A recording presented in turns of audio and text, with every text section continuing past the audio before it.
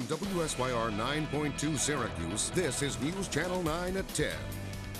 Good evening, everyone. I'm Rod Wood. Christie is off tonight. Winter made a return to central New York today, and there's still some snow out there right now. What's our weekend looking like? Storm Team meteorologist Jim Teskey joins us early. Jim? Well, Rod, first we got to get past tonight, and we still have snow. Maybe not quite as heavy as what we saw earlier in the day, but we've got some squalls coming in off the southeast end of Lake Ontario. This is lake effect on a north-northwest wind. Let's zoom in first off around the Syracuse area. There we go, get a little bit closer. Looks like Clay and North Syracuse. A little bit of a break in downtown, but some steadier snow toward East Syracuse, Manlius, and Chittenango. That's headed over toward Canastota right now. Let's bring the view back out a little bit, and you can see kind of a scattering of snow showers across the region. What I think is going to happen during the overnight, the winds are going to shift. They're going to become a little bit more northerly. So what you see here in the Syracuse area should gradually drift back down across the Finger Lakes. And so as a result, I think accumulations will be on the light side, probably a dusting to maybe a couple of inches, and that'll be about it. Wake up, there'll probably be a couple of flurries still around just after sunrise tomorrow, but essentially a dry day tomorrow. Chilly day at 34. But look at this, 60 by Sunday with mostly sunny skies. And that's just the start of it.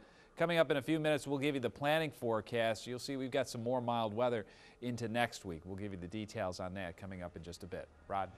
Jim, thanks. The SU basketball team is headed home after going down to defeat in a Big East semifinal game against the Cincinnati Bearcats tonight. A disappointing night for Orange fans. It's only the team's second loss this season. The Orange trailed almost the entire game, but the result came down to the last second. We'll have full highlights and reaction from Coach Jim Boeheim coming up tonight on News Channel 9, 11 at 11. There have been 8 different brawls in Pulaski schools over the last 2 weeks. The superintendent, along with parents and teachers, are extremely concerned, and they're hoping that change is on the way. News Channel 9's Stacy Lynn Honda talked to some parents in Pulaski. These are the moments caught on cell phone video right before 7th grader Lucas Denny says he was assaulted in a setup attack. As he walked down the hallway toward the recording cell phone, Lucas tells us he was blindsided. I saw the 2 people recording it, and then I looked over at him and I got hit right here like 3 times. The district would not talk to us at all about this incident. Lucas's mother, who was already upset about the attack, eventually learned that the video was circulating in the community after she received it on her phone. She believes there aren't enough disciplinary standards in place that are being followed by the district. I feel in this case it most certainly should have been all of those children involved in the plotting and the planning of the attack to have been held accountable, and I just don't think that happened. At the high school, Jody Nicholson says her 16-year-old daughter has been repeatedly threatened on Facebook and was attacked at school last week. She was walking out of the cafeteria. Girl come up behind her, pulled her by her hair down to the ground. She's hit her head on the floor. The girl jumped on top of her and is just starting beating her head and her face. While both parents say principals have been receptive to their concerns, they fear without big changes, the violence will continue. I just think it's a little ridiculous that she should have to run 2 classes in fear of, constantly having to look over her shoulder. Stacy Lynn Honda, News Channel 9. Now, the superintendent says that Facebook has played a big role, seeing online attacks turning directly into harassment in the school's hallways. A developing story you saw first on News Channel 9 last night. A woman caught on tape encouraging her daughter to fight her classmate. Well, today that woman pleaded not guilty in Auburn City Court. She claims her daughter was bullied and tried to stop the fight as best she could before it escalated. A student got the whole thing on video and started spreading it all over the school before school leaders got their hands on it. Many cannot believe someone would encourage their child to fight one of their peers. Well, it's just unfortunate that a parent would take that tact. I mean, we at the school always try to encourage the kids not to engage in a fight, not to solve their problems that way. And it's unfortunate a parent would think that that's the way to resolve the issue. Now, the mother is due back in court on May 10th. The man accused of killing a 20-month-old boy about a year and a half ago will likely hear his fate next week. The court decided to recess late this afternoon. Jurors will resume deliberations at 9 a.m. Monday. Closing arguments wrapped up today following 3 days of testimony, but the jury wasn't able to reach a verdict before this evening. News Channel 9 will bring you the latest on Monday when the trial resumes. A 52-year-old truck driver from Florida headed to central New York is still missing tonight. He was supposed to make his last delivery in Baldwinsville Wednesday night, but he never made it there. The trucker was last seen around noon in Conklin, New York, making a delivery there. Making those rounds, he was driving a teal-colored truck with an Indiana license plate. He was towing a white-colored trailer with the word Cosette in green lettering on the side. If you've seen the truck, you should give Binghamton Police a call at 607-775-1241.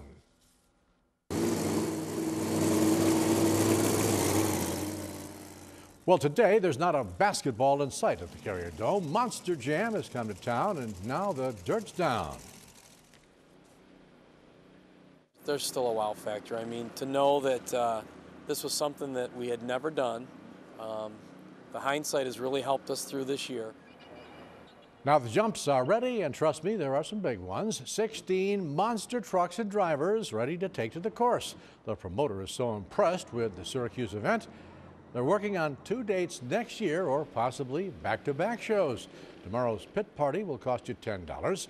Doors open at 2 o'clock, so you can walk around and eat at the concession stands. The show itself starts at 7 o'clock. If you haven't already bought a Dome West parking pass, plan on using the Manly lots. If you're wondering where your tax return is, you're not alone. The IRS tonight says glitches in their new computer system have delayed payments, in some cases for weeks. The agency says the new system is in place to help combat identity theft and fraud. But the backup has been cleared, and people should see their refund soon. If you filed electronically and haven't received your refund, you can check your status on the IRS website. We can link you there from our place on the web at 9WSYR.com. Well, tonight, an attempt to return to normal on the campus of University of Pittsburgh. This comes after a gunman opened fire in a psychiatric clinic yesterday. The gunman has been identified as 30-year-old John Schick, and he's accused of killing one person at the clinic. The gunman was soon shot and killed by a University of Pittsburgh police officer. Of course, this is a tragic day, a sad day, a senseless day in many ways. Our empathy goes out to the victims and those involved this afternoon. And we're told 7 others were injured in the attack. Recognize this house? This is the house from the popular 1990 movie Home Alone, and it's just been sold for $1.6 million. The house is located in Winnetka, Illinois, just north of Chicago. The house was built in 1988. The filmmakers used the kitchen and main staircase of the film in the iconic movie. The production team spruced it up, though, at the time to give it a more holiday feeling. Looking for a Starbucks alternative to the popular Keurig coffee maker? You're in luck. The chain has unveiled its own single-cup brewing machine, the Verissimo, that will go on sale this fall. Starbucks has no plans to dissolve its partnership, however, with Green Mountain, which dominates the single-serve market with its Keurig machines. That company produces K-Cup versions of Starbucks coffees and Tazo teas. Some snow out there right now, but will it affect our plans for Saturday? Let's get the full forecast. Here's Storm Team meteorologist Jim Teskey. Jim? Thanks a lot, Rod. Let's focus in on where the snow is right now before we get to what's going to happen later on tonight. Right now, we're watching a burst of some heavier snow along 81 from Cicero to North Syracuse and Mattydale over to East Syracuse. Let's kind of bring the view back out to a wider view here, and you can see kind of a spray across central New York, although at this point they're kind of concentrated, say, from Oswego to Utica, south almost to Hamilton, Syracuse, and back towards Sodus. That seems to be the big corridor of where the snow is right now. Let's zoom back in across areas closer to Lake Ontario, and you can see near Fairhaven. You can see where the darker blue is there over toward South Hannibal, also up toward Minetto. Got a report earlier in the day of 4 inches of snow in Fulton. Bring the view back out a little bit, and we'll focus in on areas southeast of Syracuse. And well, not doing much now in Cazenovia, but up north in Chittenango, they got some snow stretching over to Canastota. Reported 5 inches of snow in Cazenovia earlier today. Let's show you the trend here over the last couple of hours. First started off just east of Lake Ontario, but over the last couple of hours, everything beginning to sink to the south. Not very organized, not a solid band, and this will continue to drift south as we go through tonight. Taking a look at what's going on right now. Temperatures below freezing now. We're 27, and the wind has been rather gusting between 25 and 35 miles per hour during the evening. Right now, our wind chill temperature is 15. We'll be down around 10 later on tonight. Good news is the wind will slowly subside the rest of tonight. So let's take a look at the timecast. This starts you off, well, about midnight. And at that point, you can see the lake effect starting to shift to the south of Syracuse. And notice the trend overnight as the winds become more northerly. That should start to bring everything back across the Finger Lakes. And not much around, maybe a couple of flurries at 7 o'clock tomorrow morning.